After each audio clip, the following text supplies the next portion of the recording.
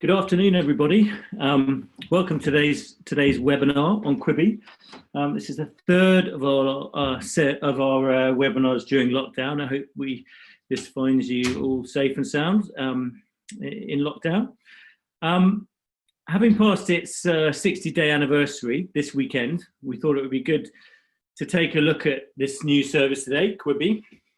Although much attention is with HBO Max and other streamers, this well-funded, category-defying premium short-form SVOD service certainly warrants our attention.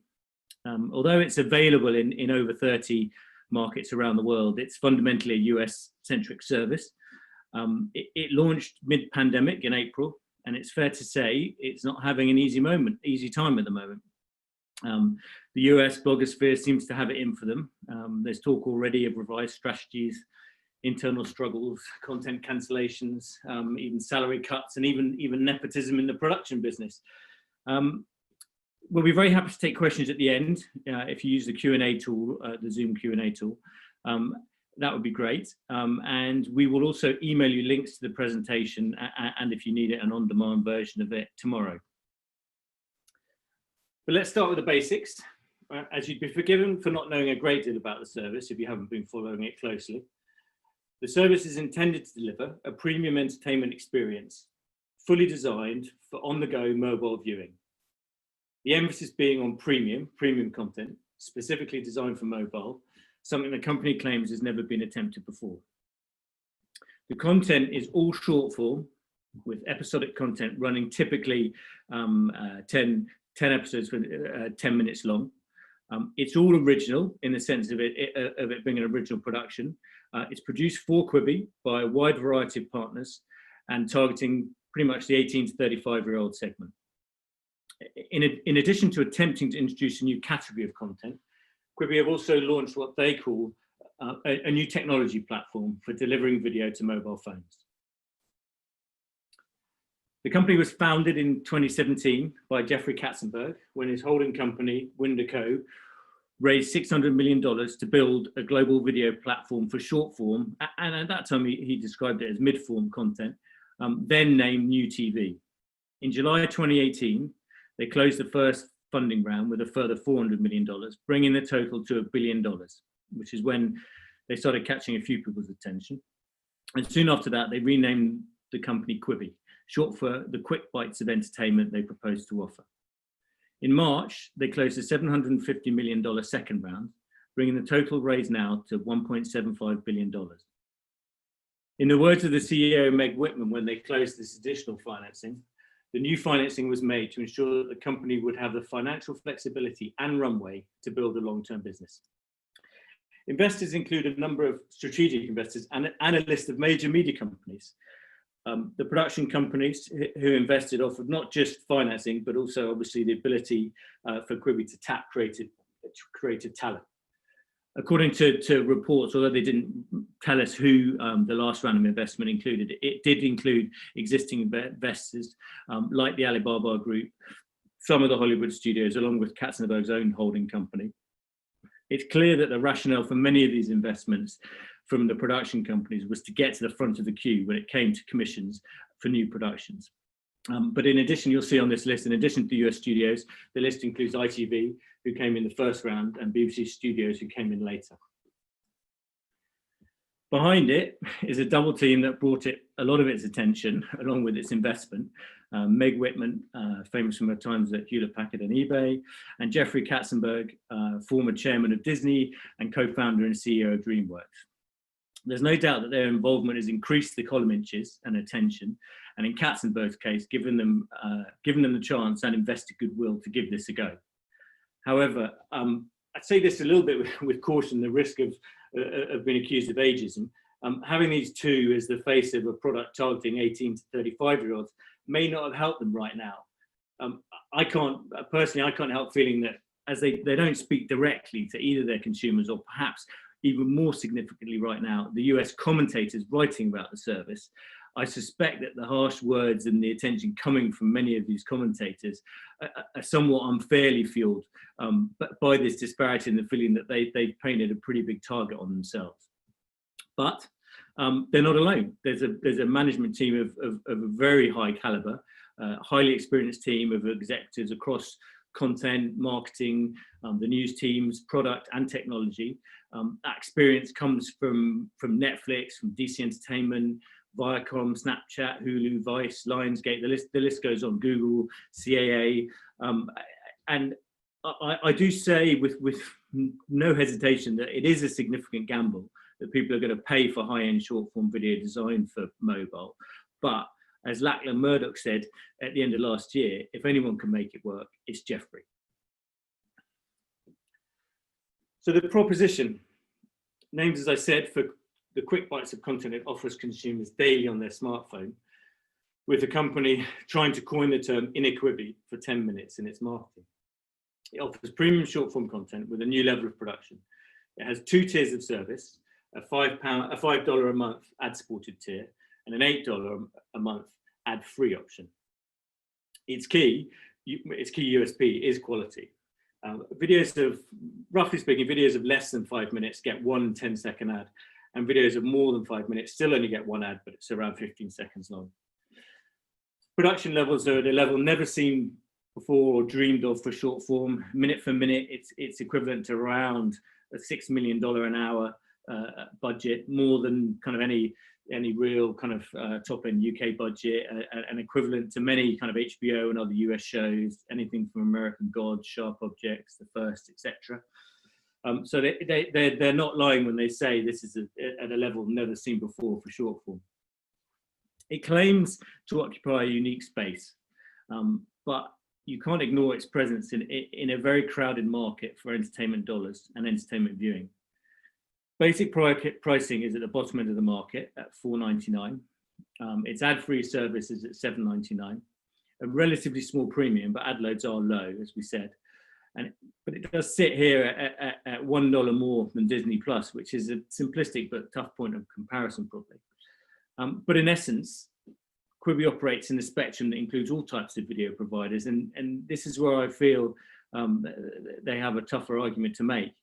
To separate other providers of on-the-go short-form content, albeit with lower production values, and accepting that it is ill-judged, and that's why we have to include the fact that the likes of YouTube, Snapchat, and Facebook with their video have to be a point of comparison in the discussion. Like most other US online video providers, in fact, I think all, Quibi found a distribution partner for launch. Quibi partnered with T-Mobile in the US, with T-Mobile giving Quibi free for 1 year to unlimited wireless family plan customers. That relationship is the same as T-Mobile's Netflix offer, which was launched in 2017. And now customers can get both at the same time for a whole year. And then at the end of that year, they have to choose only one, which they can then continue to get. Quibi's exclusive distribution deal with T-Mobile has its limitations in that qualifying customers have to be on an unlimited family plan with a minimum of 2 lines, which is, you could potentially say, is strange given the target market they're going for.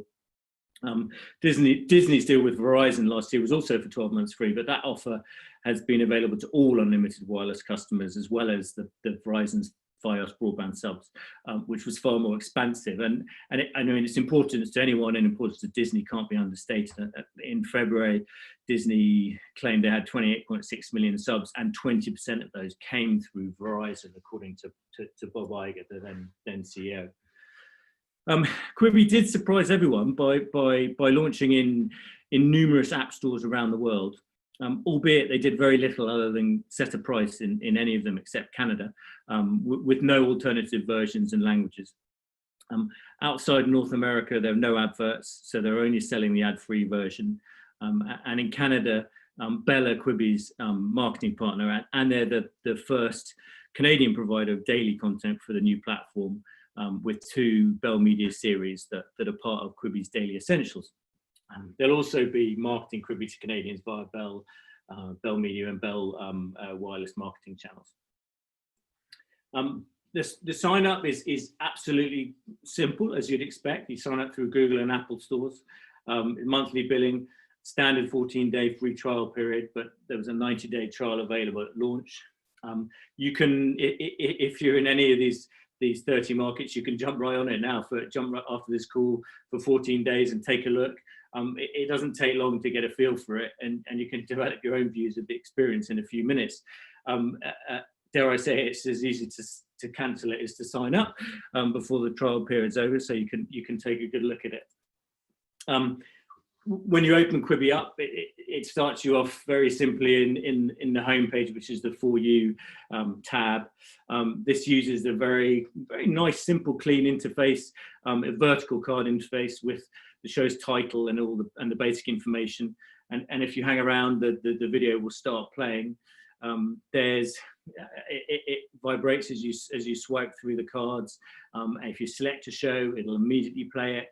Or if you press and hold on the card, it will give you a pop-up menu with more information and allow you to follow that show or download it. How hundreds of shows will be navigated in this way is tricky, and Quibi have rightly talked up their personalization algorithm here, but I'll still leave the cold start issue for subs.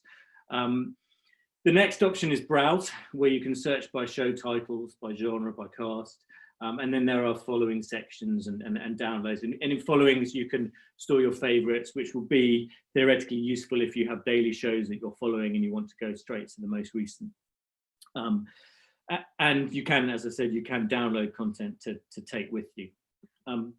During playback, it's a very clean interface with simple play, pause, rewind, fast forward, share, and subtitles options. And there are a few other features being pushed. You can mute and switch on captions in an instant, although I'm not quite sure why you want to do this, as I imagine most use cases involve listening with headphones. You can skip to relevant sections and chapters, and the controls switch depending on which way you're holding your phone. And in portrait mode, they accommodate left-handers because the progress bar runs vertically down the screen, which is a neat trick for the vertical aspect ratio. And so you can use whichever thumb you wish to do that. Finally, there's the sort of main kind of unique element at the moment that they're pushing, which is whilst you're watching, if you switch the angle you're holding the phone, the aspect ratio changes with you, a feature they call turnstile. Just to talk a little bit more about this, both the views have been factored into the creative process, and the feature is innovative. And if you use it, you'll be flicking back and forth seeing how it works. Katzenberg thinks it's hugely significant that he went as far to say that they'll usher in the third generation of film narrative. But I think this remains to be seen, as right now, without real creative implementation, it's little more than a gimmick if you're just seeing a slightly different aspect.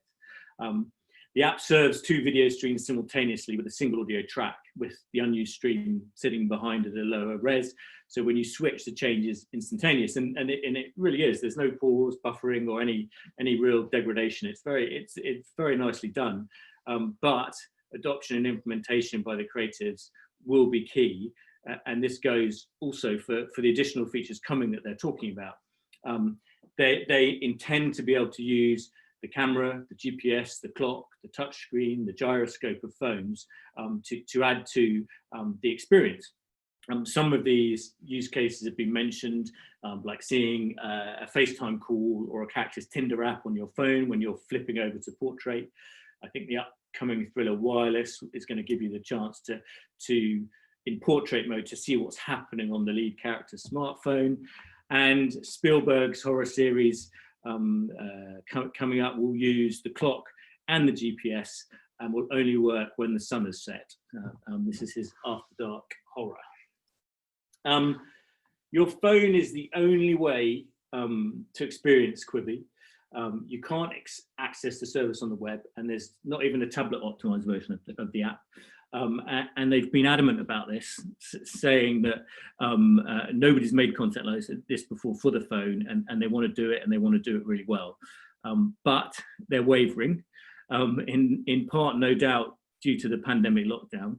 But I think also they may have realised it was an error of judgment to really not allow it in any way to the TV. They had absolutely no way to watch it. They had no smart TV apps, no Roku app, no set-top box app, no Fire Stick, and nothing at all. And they've only just added AirPlay, following a lot of criticism at launch, and Chromecast is soon to follow. You could admire their sensibilities, but whichever way you look at it, it creates a self-imposed limitation on the usage of the service. They can be all about the phone, but it doesn't mean you should go so far as to restrict viewing on the screen, on the TV screen. With that, there's also some criticism about not being able to take screenshots and not being able to socially share content and allow things to go viral. And given it's a very celebrity-driven service and there's a clear need for social media support, to lock it down so much and not allow screenshots and links and tags, that also seems limiting. Early plans included building a significant volume of content quickly from numerous genres, with a plan to spend $500 million on programming prior to launch. This sat in 3 categories that they have now, what they call targeting the gap between made for mobile kind of social video, the likes of YouTube, Facebook and Snapchat, and premium long form, so Netflix, Disney's and others. And these movies in chapters and the super premium serialized content represented 60% of the budget, which is obviously kind of the vast majority. That 60% also includes the premium unscripted as well. But this is a big spend for a small volume. They only expected 35 movie titles in year 1. Again, in roughly 10 by 10 installments, with the budgets there at $125,000 per minute for scripted. The unscripted and documentaries is their second category, which splits into serialized and non-serialized. And here the genres include entertainment, reality, food, lifestyle, game shows. We'll show you a little bit more in a minute on that. And those essentially range between about $20,000 and $50,000 per minute. And finally, what they call daily essentials includes everything from talk shows, sports, news, lifestyle. These were budgeted in their plans at up to $10,000 a minute, but these are likely to go lower and be heavily linked to existing brands. And these form about 20% of the budget in early plans. It's this category that has struggled a bit, sadly, during the pandemic lockdown with production challenges. But kind of it is important to, I think, to put these budgets into perspective, and in some respects validate their never seen before budget claims. But this is a huge amount of money for short form.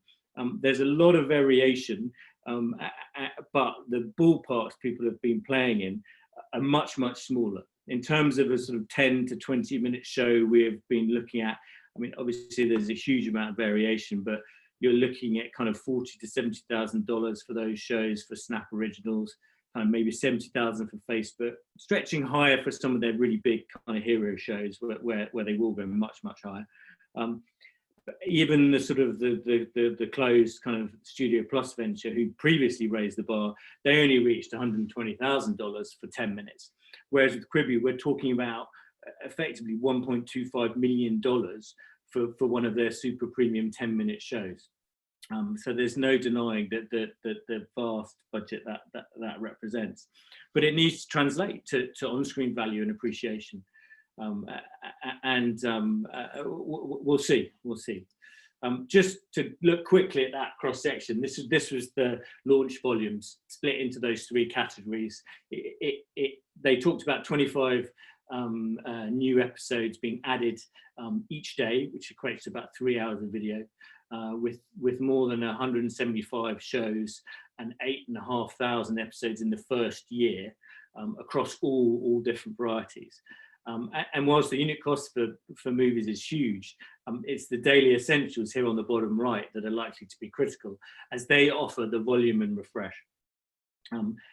Slightly worrying, there's a lot of talk at the moment, and it's hard to separate rumour from fact at this stage, that they're already shifting that balance of programming. It seems crazy they would take any big steps yet, as people have not really paid for it yet. They're still in their 90-day grace period or picking it up on a 14 days at the moment, but we'll see. Here are some examples of movies with chapters. They seem to come from numerous sources when you look into their origins. Some were TV pilots in developments that didn't quite make it. Dummy here with Anna Kendrick was originally developed as a TV pilot, but the script was rewritten as a film and then split into the 10-minute episode concept for Quibi. Others were films in development, some pitched specifically to Quibi. But as you can see, the talent list is pretty incredible and reflects the budgets and the connections of the business from with Spielberg on the list, Steven Soderbergh, Guillermo del Toro, Sam Raimi, and the list goes on. And perhaps one of the interesting areas we won't cover massively is the production model, which again is a unique situation where producers are getting commissions with a budget of sort of plus 20 to 30% model, but with it is a promise of more upside after 2 years, with producers getting long form rights for shows back after 2 years, whilst Quibi hold the short form for 7, and they don't return. The short form doesn't return till after 7, which is a new model. Then we have unscripted series and documentaries, hugely involving celebrities and personalities. Not just the ones most of us recognize here, but also tapping into the YouTubers, the gamers, the music people that generally I don't recognize. Investor Viacom, a couple of their kind of MTV studio reboots. They got their hidden camera show Punk'd, also singled out, which isn't mentioned here.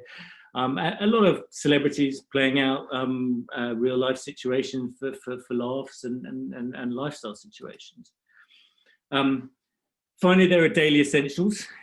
Plans no doubt will evolve. However, as you move away from movies and the other series, you get to what doesn't look hugely different from what plays out on Facebook, Snapchat, and daytime TV.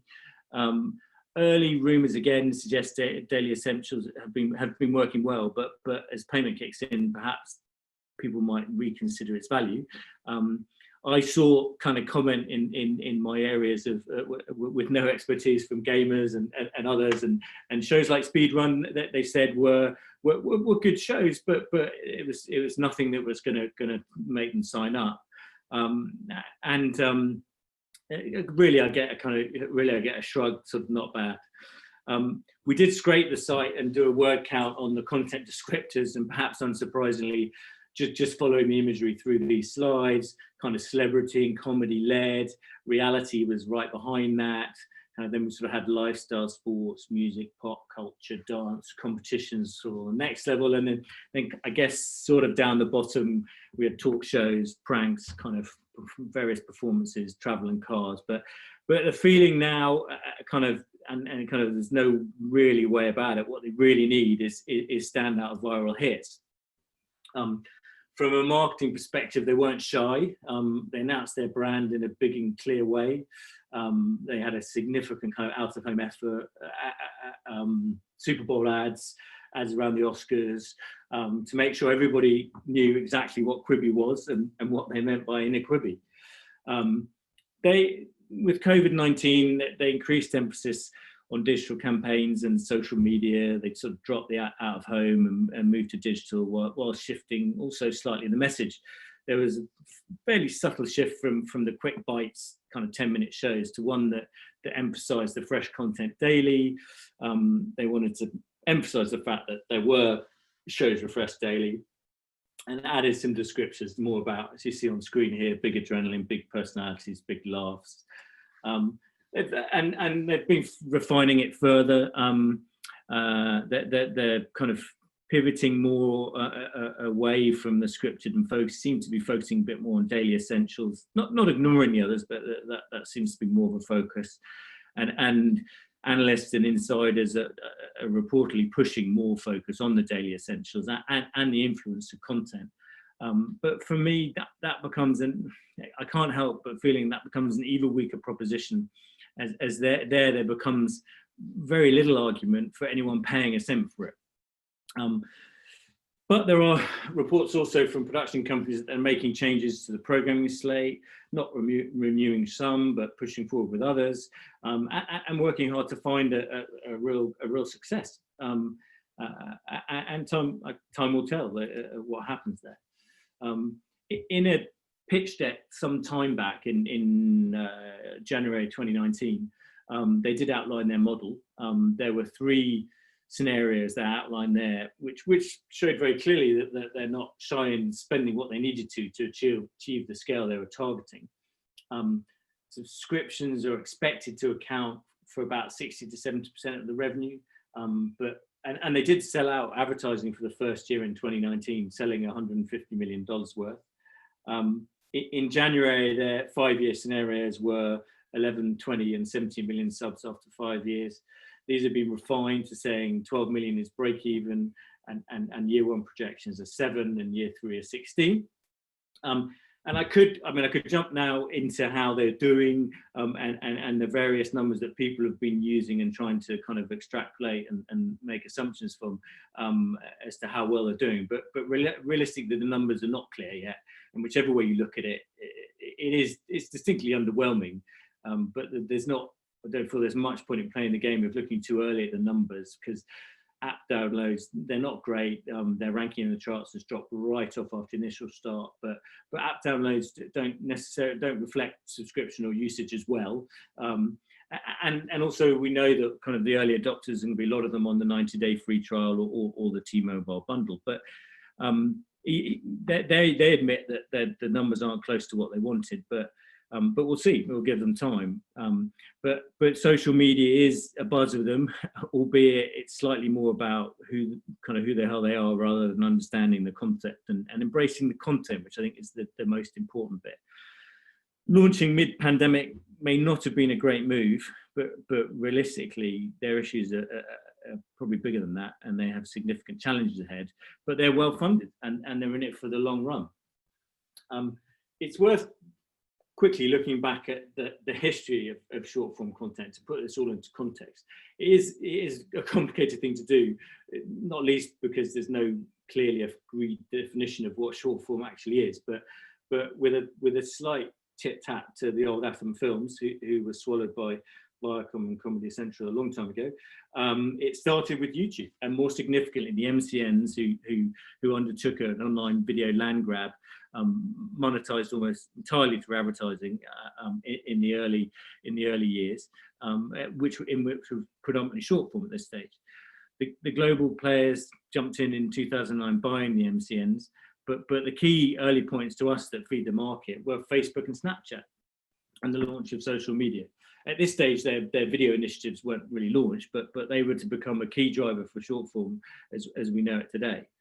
From that period right in the middle here, from 2015 to 2018, alternative platform attempts all failed. Go90 saw Verizon pump millions in only to close, and the list of initiatives that were in the main about short form online video and mobile video that would launch and fail grew.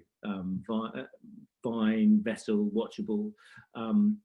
Whilst at the same time as this was going on, YouTube and other online players were creeping into long form, trying to bring their content to more mainstream places and new off YouTube distribution outlets. And many of these MCMs that were over leveraged at this point were searching for more revenue streams beyond YouTube. And these ventures were potentially great for them, but someone to sell to.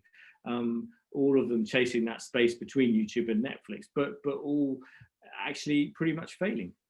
We had a few premium content-led initiatives, not as premium as Quibi, most notably Studio Plus, but Vivendi lost faith in them, and Studio Plus closed also. But nothing fundamentally has changed in our mind. Consumers still watch a lot, and now Facebook and Snapchat have been refining their strategies and continue to take TV seriously as a key engagement tool for users. But we now have Quibi, who would look at all of these failures and say none of them did content at the level that it needs to be. So just getting close to wrap it up, there are pros and cons to the Quibi story and their potential. I mean, mobile engagement is not slowing down. It's still growing. Devices are ubiquitous. Connectivity is increasing. Mobile, social, on demand, all increasingly habitual for consumers. Quibi's got the cash, they've got great talent, they've got great management, they've got talent in front of the camera and behind, and they're developing an interesting platform. They've got an innovative production model, but I do wonder if it kind of erodes their highly principled short form mobile stance if they ultimately say there is a market for it also as long form. And telcos are there needing services like this and ready to support them. But the long-term challenge will remain getting people to pay for it. Free at the point of access is a short form viewing model right now, and Quibi want you to pay for it, or to pinch, I guess, the telcos. But telcos really can't be relied upon here. They may be in a new space, but it doesn't mean they're not competing for time and money that also goes to the other video services. And social media will loom large over them, and they'll need to find a way to work better with that. Despite some content extracting value as long form later, there's certainly no secondary market of any significance for short form. So Quibi need to make it work fast to support such high content spend. For all its innovations, it's primarily about the content, and that's not standing out yet. So just finally, I mean, short form still has a special role to play, especially with kind of Gen Y and Z.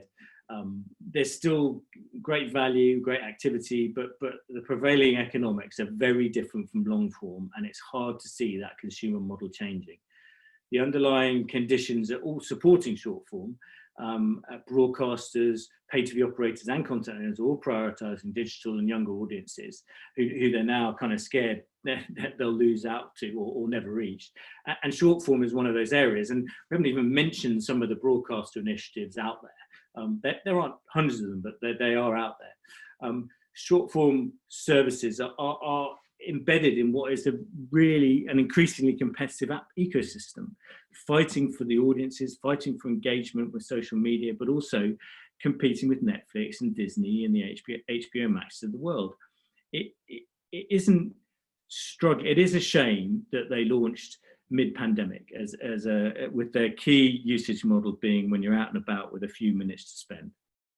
But that's not, in our view, why they're struggling right now. They're not struggling because they haven't got brand awareness, or even they're not struggling yet because they haven't got poor content, but they do need a hit. It's not even struggling because the price is wrong. It's struggling because it's based on a simple assumption about what the consumer wants and how and where they'd like to get it. And that fundamentally is going to be a tricky one to fix in our mind. That's it on the slides. I've got some Q&A questions here, which we'll just take a look at. Who is the technology provider? And who are the telco relations? So T-Mobile in the US and Bell in Canada are the only two partnerships they have there. In terms of the technology, it's built themselves. It's home built. They've got their own tech team and they're building themselves. I'm not sure about the component parts, but it is. They've got a pretty big team and a strong team who've come from other significant places. Another question here. Mentioned the production model. Yes, so yeah, just to elaborate on that slightly. So the production model, which they were very proud to talk about at the start, is that commissions are worth kind of 120, 130% of the budget. After 2 years, the producer gets back the rights in long form for the show, whilst Quibi holds on to the short form rights for 7 years.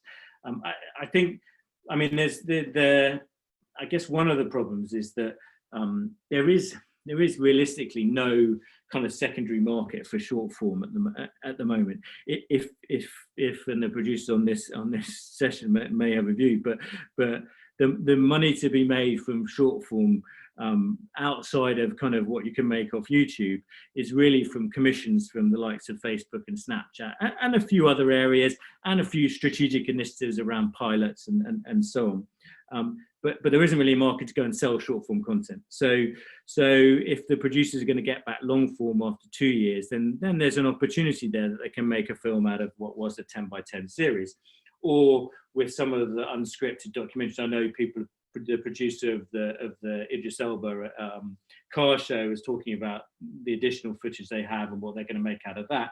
And I think there is an opportunity there for producers, but I think Quibi, and they've made a few noises about some nerves in this area.